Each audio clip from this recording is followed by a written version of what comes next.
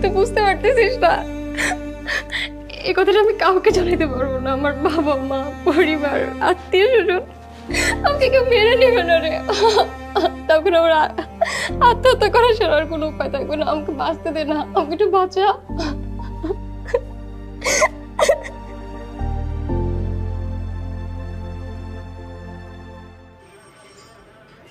না না, আপনি কোনো চিন্তা করবেন না, আমি তো আছি।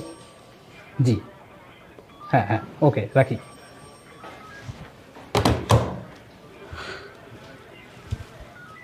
বলুন, আপনাদের অভিযোগ কি? স্যার, আমি রেপড।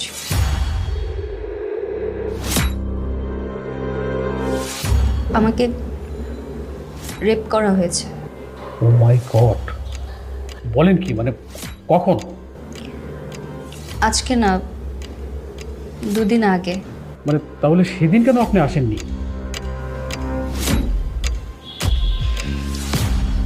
স্যার, আমি সেই পরিস্থিতিতে ছিলাম না।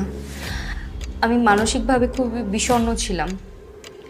লোক সমাজে আমি এই বিষয়টা আনবো কি আনবো না সেটা নিয়ে দ্বিধাদ্বন্দ্বে ভুগছিলাম। কিন্তু স্যার, এখন আমি নিশ্চিত আমি অপরাধীর বিচার চাই। আমার সাথে অন্যায়ের বিচার চাই স্যার। তবে ওই দিন আসলে আরও বেশি ভালো হতো। মানে মেডিকেল টেস্ট করি, ওই রিপোর্ট ধরে সূত্র ধরে অনেক কিছু পেয়ে যেতাম আমরা। তারপর আসামিকে শনাক্ত করতে আমাদের জন্য সুবিধা হতো।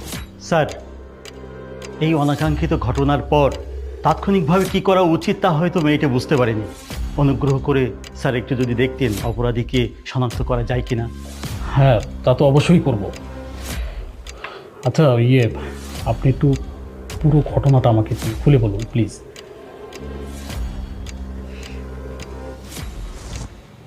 স্যার, সেদিন আমি অফিস থেকে বাড়িতে ফিরছিলাম।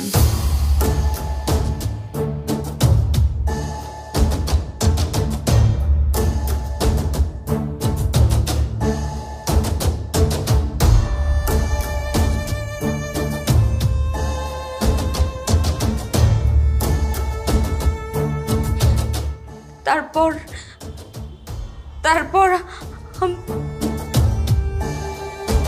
আচ্ছা প্লিজ, আমি বুঝতে পেরেছি।